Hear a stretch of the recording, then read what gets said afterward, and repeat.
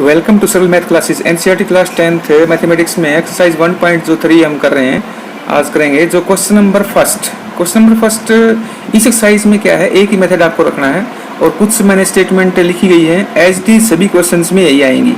ठीक है, तो जैसे क्वेश्चन नंबर फर्स्ट है, सिद्ध कीजिए कि वर्गमूल 5 यानी √5 एक अपरिमेय संख्या है। तो उसके लिए हम क्या करेंगे, हम मान लेते हैं कि वर्गमूल 5 एक परिमेय संख्या है। तो क्या करेंगे, परिमेय संख्या होगी तो a बटा b रूप में होगी। तो हम क्या करेंगे, वर्गमूल 5 बराबर में a बटा में b या a अपॉन b।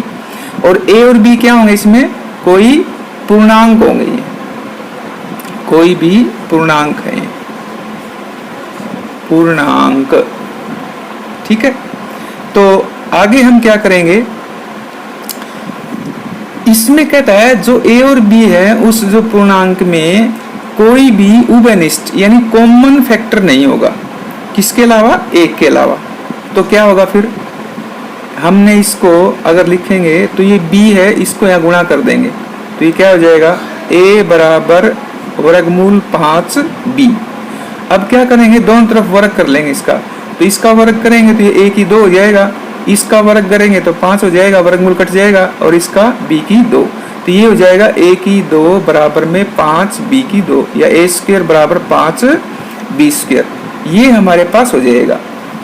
आगे देखेंगे तो इसमें क्या होगा, इस 5 को हम a स्क्वायर के नीचे लेके जाएंगे तो क्या हो जाएगा, ये a स्क्वायर को 5 से भाग कर देगा। तो हम लिखेंगे यहाँ 5 a स्क्वायर को विभाजित करता है। आपको यूँ क्यों लाइन लिखनी इसमें, तो क्या होगा, a स्क्वायर तो 5 a को विभाजित करेगा। जैसे कोई संख्या हम ले लेते हैं, 25 को 5 विभाजित करता है तो 25 का वर्गमूल क्या होता है, 5। तो 5 को विभाजित करेगा इसी वजह से। तो अब हम क्या करते हैं, जो a हमारे पास है उसको हम कोई भी जैसे 5c मान लेते हैं। अब ये क्यों माना, जो हमें दिया गया हो, जैसे वर्गमूल 5 है तो 5 मान लेंगे, वर्गमूल 2 है तो 2 मान लेंगे। तो a बराबर 5c, इसमें c क्या है, एक पूर्णांक, जैसे a और b हमारे पास पूर्णांक है। तो अब हम क्या करेंगे, इस a को जो समीकरण नंबर 1 थी हमारे पास, a स्क्वायर बराबर 5b स्क्वायर, उसके अंदर रख लेते हैं a बराबर 5c। तो इसका मान इसमें रखेंगे तो यहाँ क्या लिखेंगे, हम a की जगह 5c लिखेंगे, जो ये माना है हमने, इसका स्क्वायर हो जाएगा। तो और यहाँ पर क्या था, 5 था ही हमारे पास, 5b स्क्वायर। तो अब इसका वर्ग करेंगे तो 5 का वर्ग कितना होगा, 25, और c का वर्ग तो है ही बराबर में, और 5 हमारे पास ये है ही। तो किसी क्वेश्चन में अगर 2 आता है तो 2 आ जाएगा यहाँ, और ये इसमें 5 है तो 5 आएगा। तो यहाँ पर क्या हो जाएगा हमारे पास, अब 5c स्क्वायर, तो ये बराबर कितना था, 25c स्क्वायर। अब इसको दोनों तरफ 5 से भाग करें अगर हम, तो ये कितना हो जाएगा, 5, और ये 5 को 5 से भाग करने से 1 आएगा, तो ये b स्क्वायर रह जाएगा। अब आगे इसमें क्या होगा, जो ये 5 है इसके भाग में लेके जाए b स्क्वायर के, इसका मतलब 5 क्या होगा, b स्क्वायर को विभाजित करेगा। अगर 5 b स्क्वायर को विभाजित करता है तो ये b को विभाजित करेगा, तो 5 b को भी विभाजित करेगा। इसको नंबर 3 मान लेंगे। अब आगे क्या करेंगे, इतना ही क्वेश्चन हमारा ये है। अब लास्ट में क्या कहता है, हमने शुरू में कहा था a और b का कोई भी उभयनिष्ठ गुणनखंड नहीं होगा एक के अलावा, लेकिन इसमें तो 2 आ गए। जैसे 2 ये है, 5 a को विभाजित करता है, और 3 में 5 b को विभाजित करता है।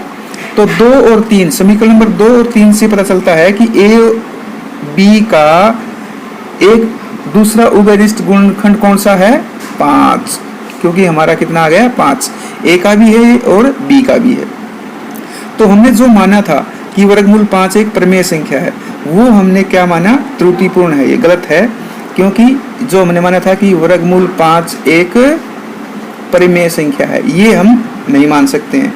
इसलिए क्या होगा, वर्गमूल 5 एक अपरिमेय संख्या है। तो सभी क्वेश्चंस में स्टूडेंट्स ऐसे ही करना है। जैसे सिद्ध कीजिए, इसमें कहता है वर्गमूल 5 एक अपरिमेय संख्या है, तो अगर इसमें आ जाए वर्गमूल 2 तो सभी जगह इसमें वर्गमूल 2 आ जाएगा, वर्गमूल 2 एक परिमेय संख्या है, यहाँ वर्गमूल 2 बराबर a बटा b हो जाएगा, तो यहाँ क्या हो जाएगा 5 बराबर वर्गमूल 2b, तो a स्क्वायर बराबर क्या हो जाएगा 2b स्क्वायर, क्योंकि वर्गमूल 2 कट जाएगा तो यहाँ 2 आ जाएगा। तो इसी प्रकार अब क्या हो गया, यहाँ 2 a स्क्वायर को विभाजित करता है और 2 a को विभाजित करेगा, तो a बराबर यहाँ हम 2c मान लेंगे, फिर यहाँ क्या मानेंगे 2c। तो उसी प्रकार a का मान हम किस में रखेंगे, समीकरण नंबर 1 में, तो ये 2c आ जाएगा और ये 2 ही हो जाएगा। तो यहाँ क्या हो जाएगा फिर 4, क्योंकि 5 का स्क्वायर 25 होता है, तो 2 का स्क्वायर 4 होगा, तो 4 से स्क्वायर बराबर ये क्या हो जाएगा 2। तो उसी वजह से हम अब फिर यहाँ आ जाएगा 2 से विभाजित कर देंगे इसको, तो यहाँ कितना आ जाएगा 2c स्क्वायर और बराबर में b स्क्वायर। तो अब यहाँ 2 आ जाएगा, यहाँ भी 2 आ जाएगा। तो सारी एक्सरसाइज जो है ये 1.3 जो है इसी तरीके से आपको करनी है। स्टेटमेंट सारी इसकी यही रहेंगी, इसलिए मैंने इसको पहले लिख लिया था ताकि ये टाइम इतना कंज्यूम ना हो, और सभी स्टेटमेंट्स में यही आएगा। लेकिन हमारे पास जो संख्या है वो अलग हो जाएगी, उसको थोड़ा सोल्यूशन आप कर लेंगे। ठीक है स्टूडेंट्स, बाय।